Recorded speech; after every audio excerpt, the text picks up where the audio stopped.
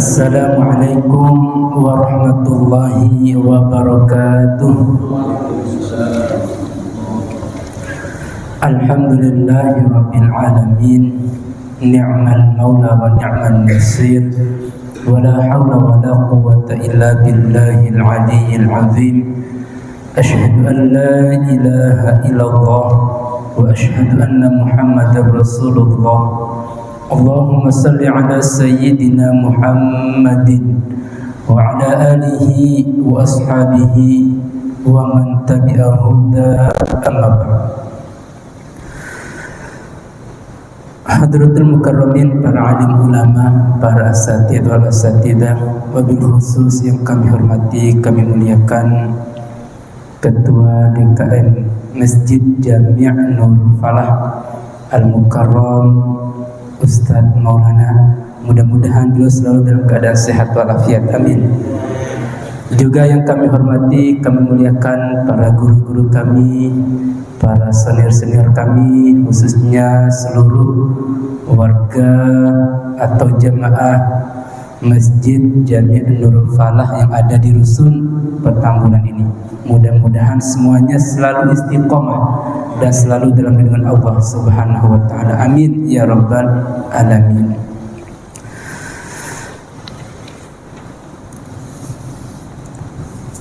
Bapak-bapak yang dimuliakan Allah Subhanahu wa taala, alhamdulillah pada malam ini kita bisa bermuwajahah kembali dalam rangka mengkaji, memahami isi kitab Al-Hikam, kitab tasawuf. Untuk itu, agar lebih berkah pertemuan kita, mari kita awali dengan sama-sama baca umul kitab suratul Fatihah.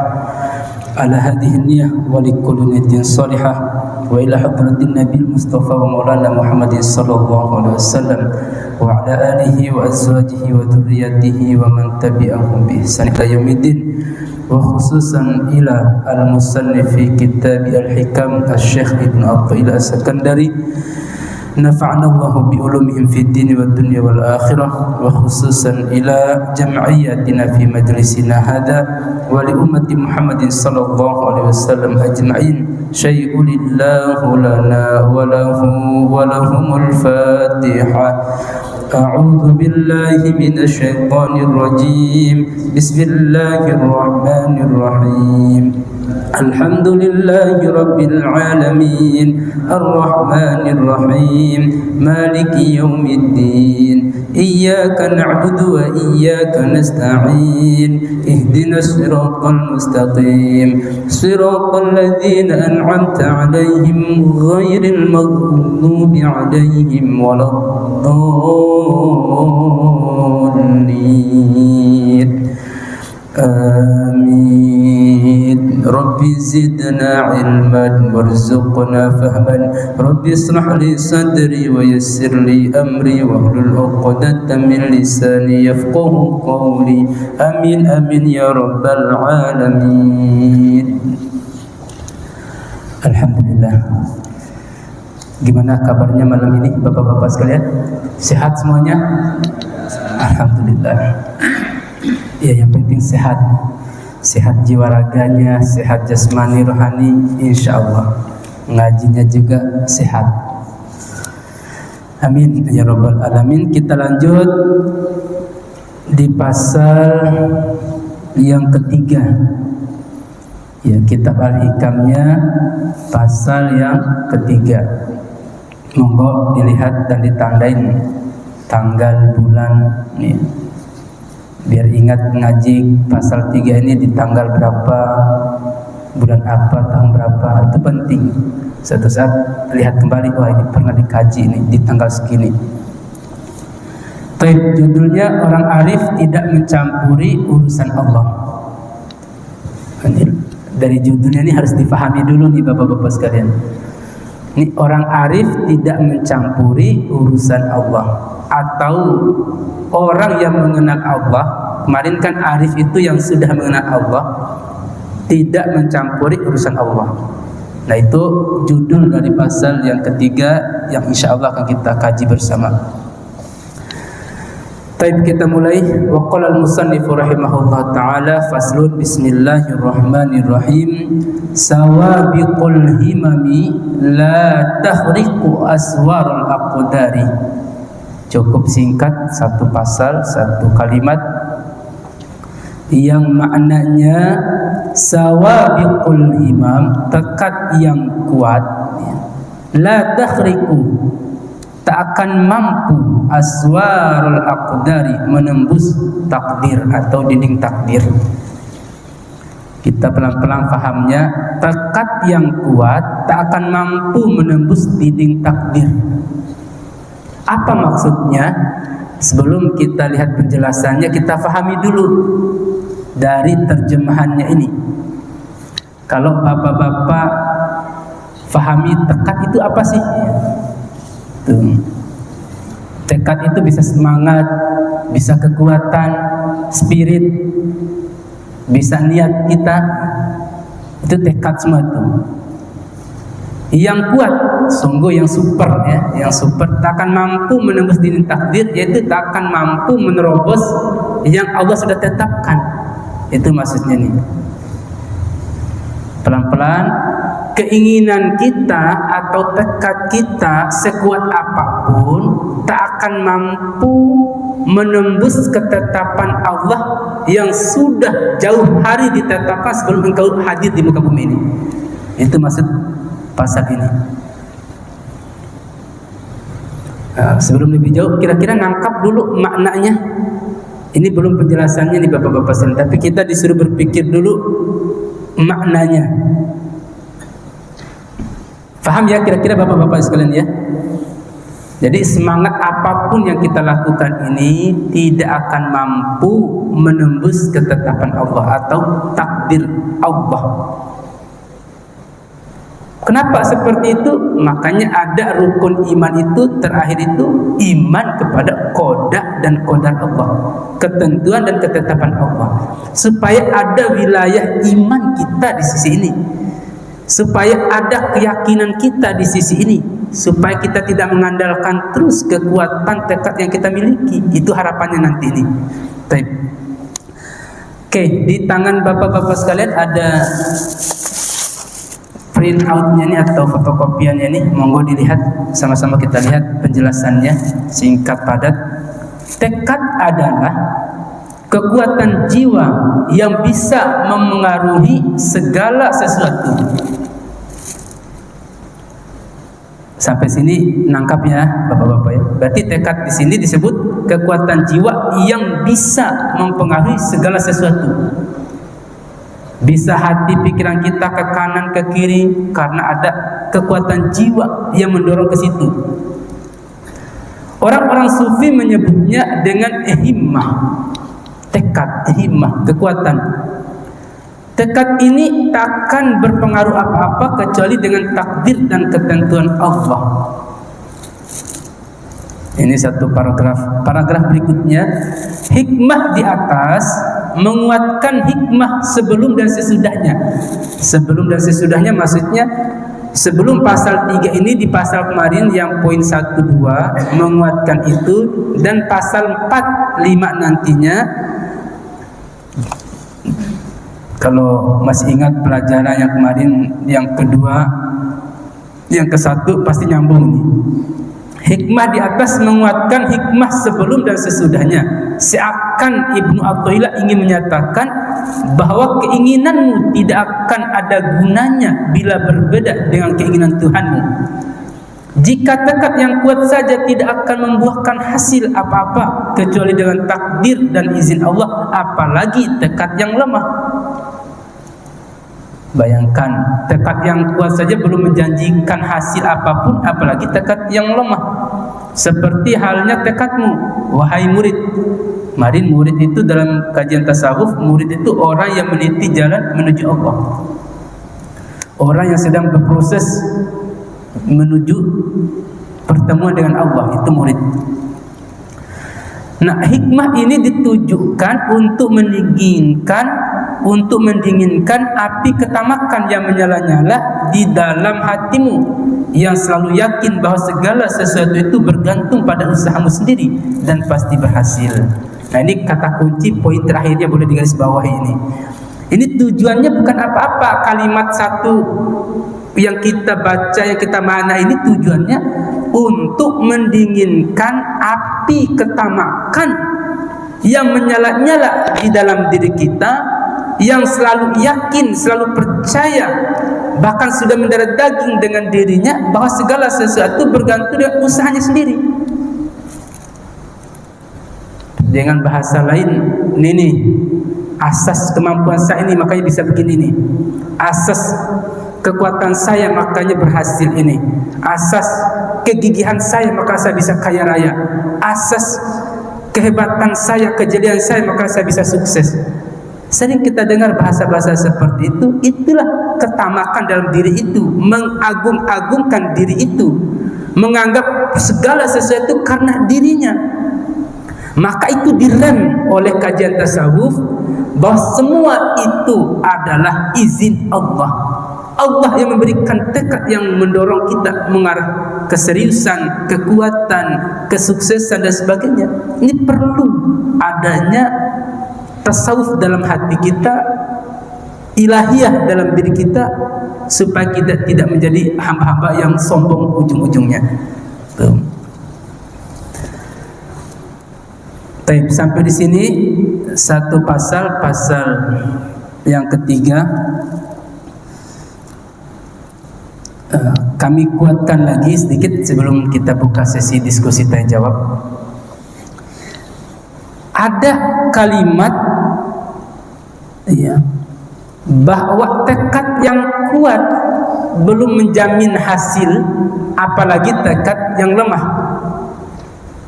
Ini perlu didalami sedikit. Kita sudah keluarkan segala energi kita, segala kekuatan, segala pikiran kita, waktu kita, bahkan material kita untuk mendapatkan sesuatu atau untuk sukses misalnya, sudah keluar, itu juga belum menjamin, karena itu hasil. Nah, hasil itu hak prerogatif Allah yang memberikannya. Posisi manusia hanya di prosesnya, memperbaiki prosesnya.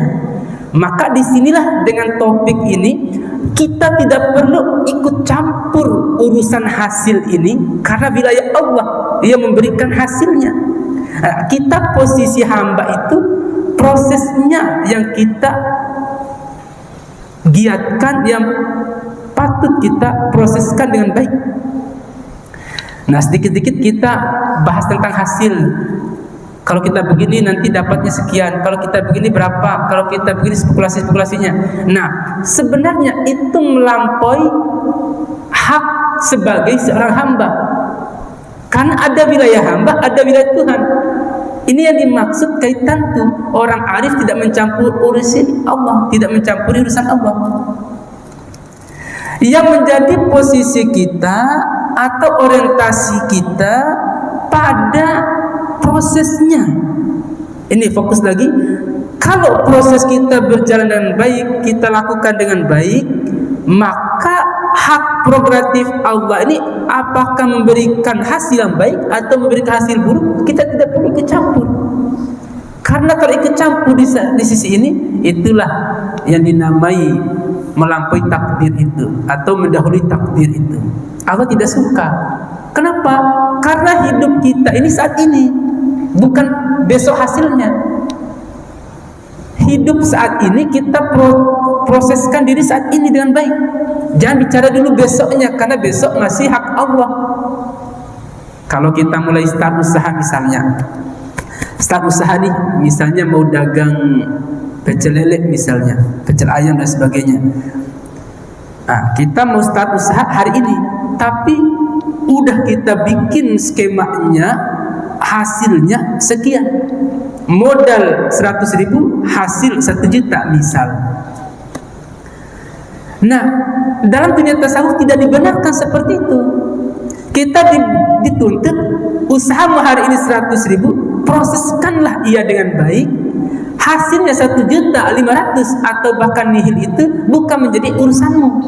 Itu urusan Allah, karena hidup kita nafas ini saat ini, bukan besok atau nanti. Nah, ini yang dimaksud dalam dunia tasawuf ini. Mari kita cerna, kita realisasikan, kita hanya ada hak detik ini nafas yang diberikan. Besok itu belum, masih mimpi, belum terjadi. Yang kemarin sudah menjadi kenangan, udah lupa, udah lewat. Nah, itu yang dimaksud pasal yang ketiga ini. Hidup saat ini, nafas saat ini, maka gunakanlah proses yang baik untuk nafas saat detik ini, bukan nanti besok hasil kapan, masih jauh itu. Nah, ini sekali lagi penegasannya, sampailah pada kesimpulan kira-kira seperti ini. Cara hidup tentram kita sebagai muslim ini ialah dengan melepaskan keterikatan pada hasil. Kita harus terikat pada prosesnya dengan baik saja. Itu kalau mau tentram hidup. Ini output kesimpulannya ini. Karena kalau kita terikat pada hasil, lambat laun kita akan terbawa olehnya. Terbawa olehnya membuat kita gelisah, tidak tenang hidup itu, mikirin apa yang terjadi besok, padahal besok belum jadi. Sehingga ada mindset kita dikhawatirkan oleh apa yang terjadi besok.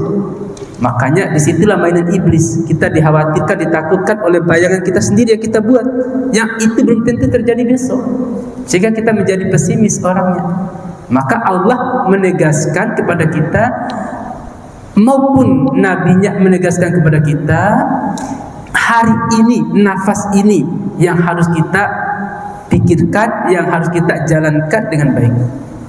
Satu hadis baginda Rasul sallallahu alaihi wasallam dalam hadis wadah, ada haji wadahnya, idza asbahta fala tantadhir masa wa idza amsayta fala tantadhir sabah. Jika kau punya waktu di pagi hari, jangan kau tunggu-tunggu mengerjakan di sore hari. Dan jika kau punya waktu untuk mengerjakan di sore hari, jangan kau tunggu-tunggu untuk besok subuhnya. Nah, ini karena kembali lagi nafas detik hari ini, proses kita hari ini, bukan nanti besok lusa atau bahkan masih jauh hasilnya nanti seperti apa. Barakallah. Itu satu pasal, mari kita diskusikan biar enggak kesannya pasif. Kita berusaha aktif, ruhul ilmu al-mudzakarah. Hidupnya ilmu itu dengan diskusi, dengan tukar pikiran.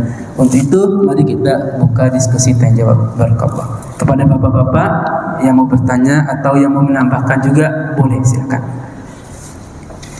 Monggo. Izin Ustaz. Monggo.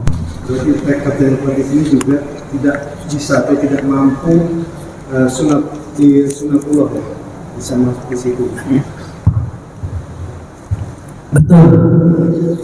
Tekad yang kuat ini tidak akan mampu. Yang dimaksud itu sebenarnya untuk mengerem diri kita yang tamak, diri kita yang offside, yang mengagungkan dirinya sehebat-hebatnya bahwa segala usaha, segala keberhasilan, segala apapun yang dilakukan adalah kekuatan saya, untuk mengerem kata-kata itu.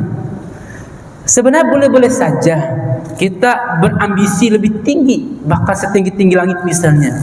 Tapi ada ruang di mana kita dhaif, di mana hak Allah, di mana hak hamba. Ini yang menjadi persoalannya.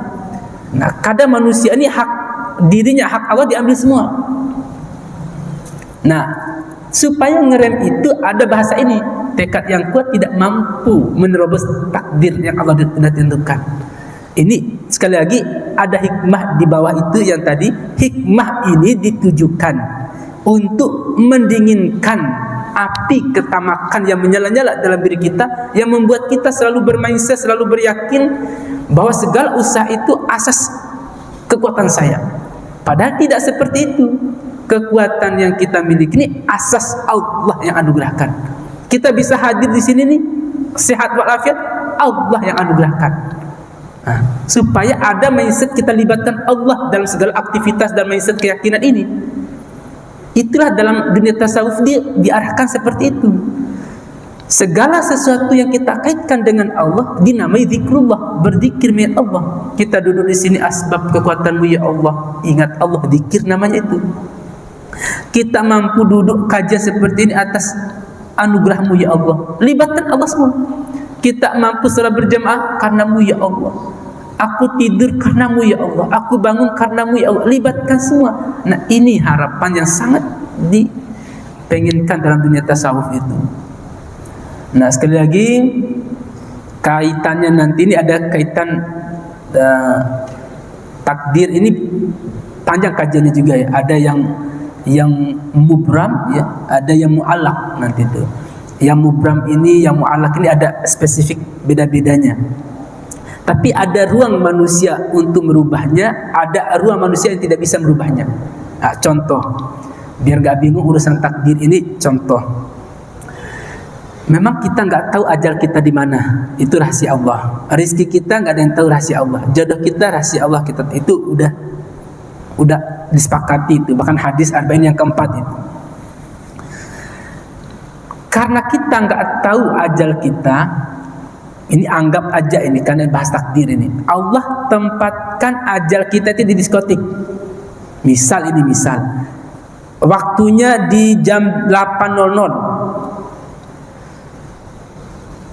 Posisinya di diskotik itu di hotel ini misalnya. Letaknya di Bali misal. Oke, atau kejauhan Bali, barangkali belum tahu Bali soalnya takut.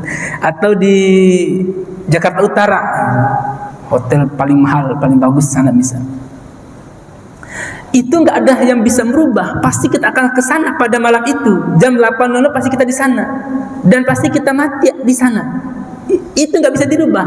Tapi ada kita hak untuk di situ. Innallaha la yughayyiru ma biqaumin, itu posisi itu adalah bagaimana cara kita mati. Di situ itu nggak ada hak Allah di ranah kasarnya itu yang bagaimana kita mati, tapi lokasi kita mati udah ditentukan, waktu kita mati udah ditentukan, tempat kita mati udah ditentukan. Tapi mengenai husnul khotimah atau sul khotimah ranah manusia. Oke, di waktu itu ajal yang mayoritas orang di situ disebut udah husnul khotimah ini, matinya di diskotik kasarnya. Tahu pada saat itu dia sedang berzikir, sedang dakwah, ngajak seseorang untuk ibadah, ngajak orang untuk bertaubat. Lalu pas jam 8 teng mati. Husnul khotimah. Nah, di sisi inilah yang dimaksud ada hak Allah, ada hak manusia itu. Yang nama ketentuan boleh dirubah, ketentuan baik dan buruk, tapi kalau ketetapan tidak boleh dirubah. Ini yang dinamai qada dan qadar Allah. Ketentuan dan ketetapan. Kita di ranah ketentuan, Allah di ranah ketetapan. Tentukan mati husnul khotimah atau usul khotimah, hak bisa diberikan kepada manusia. Makanya kita karena nggak tahu ajal kapan dan di mana, lokasi di mana, kita untuk siapkan terus kematian, jaga terus diri kita, mawas diri kita untuk kematian, siapkan bekal untuk kematian. Makanya ini poin pentingnya. Ternyata mati di diskotik husnul khotimah. Karena apa? Karena sudah ngaji tasawuf, saya mau tiap saat harus ingat bahwa mati itu kapan saja bisa terjadi. Ingat, libatkan Allah semuanya. Pergi ke diskotik, ya Allah, Engkau memberikan kekuatan ini sehingga saya dapat ke diskotik, misalnya itu. Libatkan Allah, nggak apa-apa. Pas libatkan Allah begitu, Allah senang. Wah, dia selalu tawakal kepadaku ini. Tahu-tahu pas maksiat, ya Allah, aku takut akan murkamu ya Allah. Nggak jadi maksiat. Akhirnya teng jam 8.00 mati. Selamat, husnul khotimah. Nah, ini bapak-bapak sekalian, mudah-mudahan bisa ditangkap, mudah-mudahan bisa difahami. Tapi monggo barangkali ada lagi. Gimana cara dengan yang dua orang bisnis ini ya, misalnya bisnis dalam hal kerjaan atau perdagangan. Kemudian pastikan si salah satunya berapa profit yang saya dapatkan. Itu kan berarti kita harus menentukan. Setelah dihitung sampai Z, nanti keuntungannya sekian triliun misalnya, sekian juta, sekian persen. Dan itu apa kita masih berhak menentukan itu? Boleh. Namanya hitung-hitungan pakai akal. Itu boleh. Tapi pada saat perjalanan nanti, tutup mata dengan nilai yang udah ditentukan akal tadi sekian itu. Anggaplah dua orang bisnis tadi dicontohkan, prospek udah sepakat, kamu kerja di sini, saya pihak ini, nanti untung kamu sekian totalnya 1M, saya 2M, oke, sepakat, deal. Kamu 1M, saya 2M ya, oke, deal. Boleh. Namanya dunia bisnis, harus jelas, bahkan harus dalam muamalah atau fikih muamalah itu harus jelas dulu akadnya seperti apa, justru harus diarahkan seperti itu. Ini kembali ke syariat juga, tidak boleh kita langsung nggak perlu saya mikirin 1M 2M, saya jalanin aja, nggak boleh begitu juga. Dalam dunia muamalah syariatnya kita pastikan dulu akadnya, oke, deal ya, untung 1M, kamu 2M, deal. Lalu dalam proses perjalanannya, inilah kita masukkan tasawuf pasal 3 ini. Mau berapapun hasil yang engkau anugerahkan ya Allah, aku terima ya Allah. 1M itu akal kami sebagai manusia yang dhaif. Bisa jadi engkau lebihkan, bisa jadi kau kurangkan, bisa jadi kau tidak dapatkan sama sekali. Supaya kita plong nanti perjalanannya itu tenang. Tidak terburu-buru, tidak termakan. Saya harus kerja nih 24 jam, harus tuntaskan, nanti saya dapat 1M. Tak tahu pas tuntaskan 1M, ternyata nihil. Apa yang terjadi? Drop. Apa yang terjadi? Salahkan Allah, salahkan semua orang, tidak adil, tidak ini, tidak itu. Supaya tidak terjadi seperti itu, ya Allah, Kau kerjakan totalitas pekerjaan ini. Engkau hasilnya hakmu ya Allah. Sudah kami tetapkan 1M, engkau ridho 1M ini, atau engkau tambahkan atau engkau kurang, ku ridho juga ya Allah.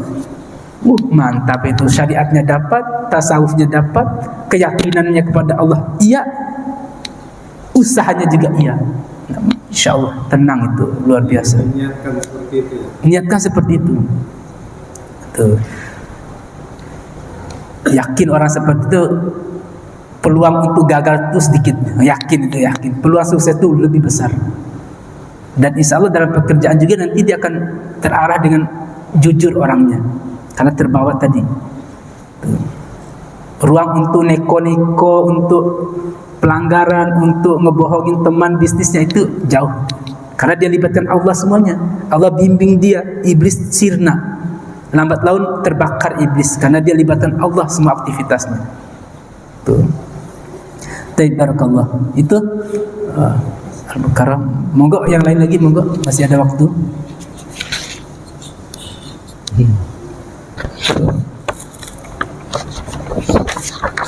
Ustaz, tanya Ustaz. Monggo Al-Mukarram, silakan. Berkenaan dengan takdir Ustaz.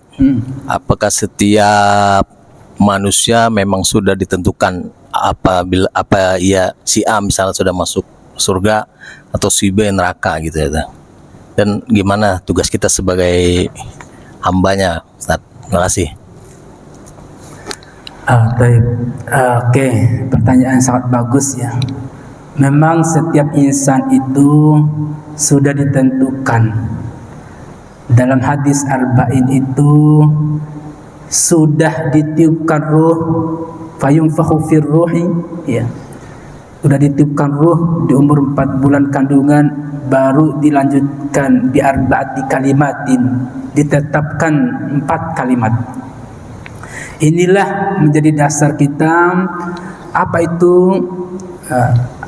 Yang pertama, ajalihi, ajalnya. Kita udah sepakat ini, ajal kita mau seperti apa, udah ditetapkan. Kategori yang ditanyakan tadi itu khairihi wa syarrihi. Poin yang keempat adalah kebaikan atau keburukannya, juga udah ditetapkan Allah. Lalu dilanjutkan lagi, kebaikan ini surganya atau keburukan nerakanya. Berarti Allah sudah tentukan mana ahli surga, mana ahli neraka. Kasarnya seperti yang diarahkan pertanyaannya. Baik. Pertanyaan ini dijawab oleh para ulama. Kita posisi baik atau buruk itu juga dirahasiakan Allah. Maka lanjutan hadis itu ada yang baiknya sampai seluruh kehidupannya, tapi akhir hayatnya lakukan keburukan, maka dia mati dengan ahlul syarri atau ahli keburukan. Ada yang berbuat buruk terus, tapi di akhir hayatnya berbuat baik, maka digolongkan ahlul khair, ahli kebaikan. Ternyata hadis ini memberi hikmah besar. Tidak ada jaminan kebaikan apapun yang kita lakukan, pun juga tidak ada jaminan keburukan yang kita lakukan bisa mengantar kepada surga atau bisa mengantar ke neraka. Semua hal itu hanya untuk memotivasi seseorang hamba. Sekali lagi, garis bawahi, hanya untuk motivasi seseorang hamba. Karena kebaikan atau keburukan yang kita lakukan, kalau masih ada wilayah kita kaitkan dengan surga atau wilayah kita kaitkan dengan neraka, belumlah kita melakukan kebaikan yang sejati itu. Belum. Itu hanya sampul dan motivasi. Karena sejatinya surga ataupun neraka itu makhluk sama seperti kita. Bukan siapa-siapa surga atau neraka itu. Dia makhluk juga, sama dengan kita, sesama manusia, sesama makhluk. Sesama makhluk tidak boleh kita menyembahnya. Adanya surga ataupun neraka itu hanya untuk motivasi. Sekali lagi, dalam kajian tasawuf kita tidak boleh menjustis diri kita ahli surga atau ahli neraka, karena semuanya itu sama-sama makhluk. Karena masih Allah, apa selain Allah itu semuanya makhluk. Karena kita mengabdi itu untuk Allah Azza wa Jalla, bukan untuk surga neraka. Nah, adanya ahlul khair, misalnya ahlul syarri, adanya surga neraka itu sekiranya, ini dalam dunia tasawuf ya, sekiranya kita sudah mengabdi kepada Allah totalitas, lalu Allah mau tempatkan kita ke neraka, ya monggo-monggo saja. Lalu Allah mau tempatkan kita di surga, ya monggo-monggo saja. Itu hanya sesama makhluk. Yang diinginkan orang berspiritual itu di sisinya, di sisi Allah Subhanahu wa ta'ala. Karena tujuannya di sisi Allah Azza wa Jalla, makanya kalau ada yang kata-kata semoga Allah tempatkan di sisinya yang mulia, itu berarti tidak tasawuf orang itu. Semoga Allah tempatkan di surganya, belum masuk dunia tasawufnya. Semoga Allah tempatkan di sisinya yang dekat dengannya, yang mulia dengannya, masuk tasawufnya. Makanya orang tasawuf itu pengennya di sisinya, nggak mau selain di sisinya. Surga neraka itu kan ciptaanmu juga ya Allah. Maka dalam dunia tasawuf itu menyembah asas niatnya untuk surga atau menyembah takut akan nerakanya, itu sesat menurut dunia tasawuf. Tapi menurut dunia syariat itu bagus. Karena ranah ikhlas yang makom ahli abid atau ahli ibadah. Makanya ada klarifikasi ikhlas itu atau makom-makom ikhlas itu nanti di pasal yang ke-7 atau ke-8 itu. Nah, itu menjelaskan tentang makom-makom ikhlas. Ada ikhlas orang abid yang pertama atau ahli ibadah. Apa itu? Niatnya karena Allah beribadah mengabdinya, tapi masih mengharapkan imbalan dunia. Ikhlas juga nama, tapi makomnya ahli abid atau ahli ibadah, makom awam.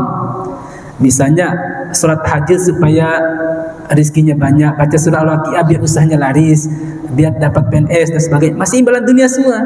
Ikhlas juga namanya, tapi makomnya abid. Naik makom pertengahan namanya makom al-muhibbin, pecinta. pecinta Allah, al-muhibbin namanya. Niat ibadah karena Allah totalitas, tapi tidak butuh imbalan dunia, tapi butuh surganya dan takut nerakanya. Nah, boleh ikhlas pertengahan namanya. Sholat berjamaah nggak butuh mau Allah balas dunia, sholat tahajud nggak butuh rezeki apapun imbalan dunia, tapi maunya surganya Allah dan jauh dari nerakanya. Ikhlas yang pertengahan bagus.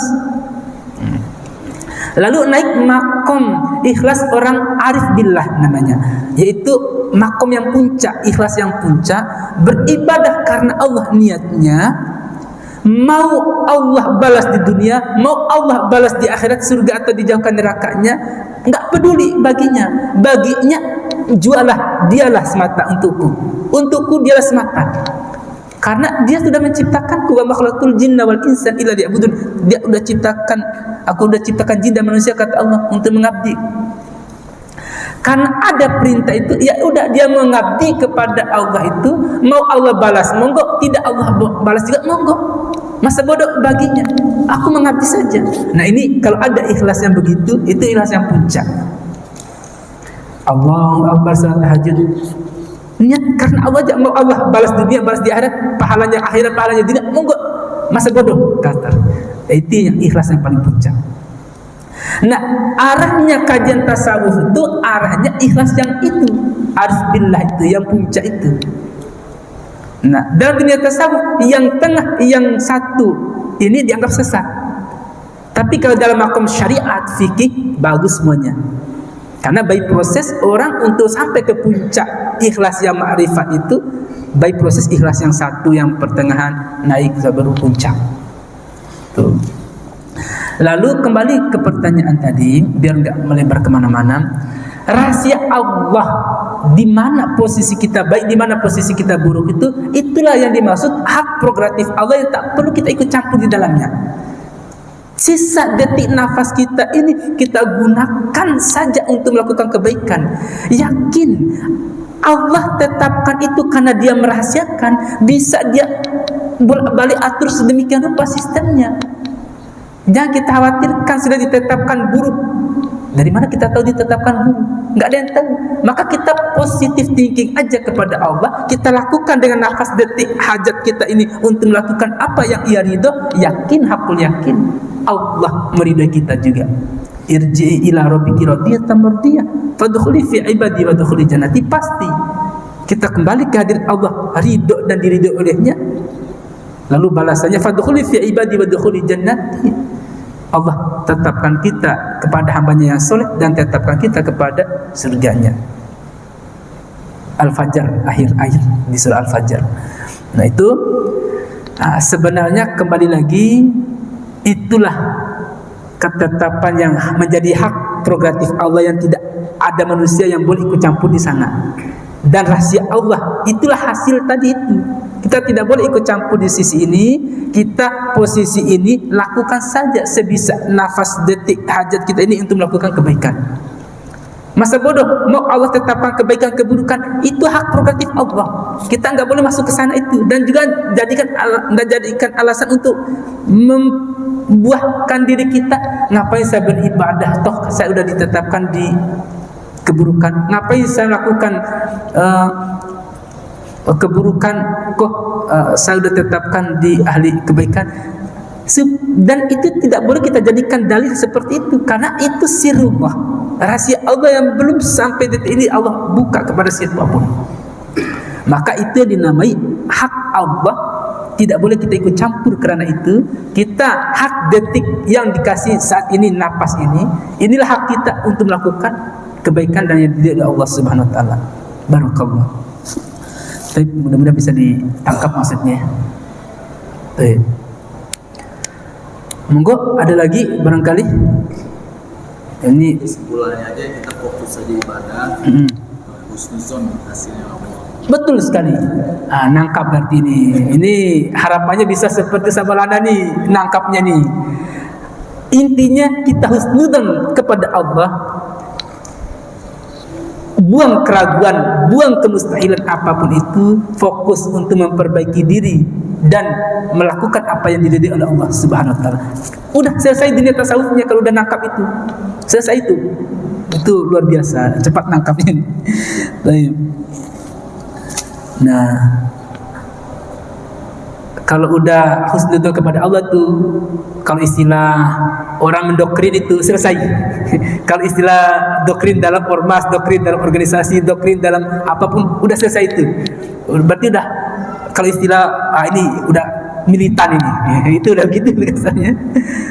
Berarti cepat. Berarti mungkin Ustaz Maulana ada background di luar ini barangkali, torikohnya atau apanya, mungkin itu juga tuh. Kalau cepat nangkap tuh biasanya terbangun oleh pengalaman spiritual atau torikoh kita atau ibadah spiritual kita masing-masing, hubungan kita dengan Allah. Makanya dalam Al-Quran itu ciri Allah baik, senang pada hambanya itu mayuridillahu bihi khairun falyufaqihu fiddin. Barang siapa Allah istilahnya senang kepadanya, suka kepadanya, baik kepadanya, falyufaqihu fiddin. Allah berikan ia pemahaman agama. Allah arahkan kepada pemahaman agama. Allah dekatkan kepada keagamaan. Maka kita lebih senang atau serius mengkaji ilmu-ilmu agama itu sebenarnya itu ciri bahwa Allah itu senang kepada kita. Tapi kebalikannya, kita nggak suka pengajian, nggak suka kajian, nggak suka ilmu pemahaman agama dan sebagainya, ciri Allah benci sama kita. Itu jadi evaluasi dalam dunia tasawuf supaya kita terus berevaluasi, beristighfar, mohon ampun kepada Allah Subhanahu wa taala. Tabarakallah. Ini sudah ada sinyal alarm Isya.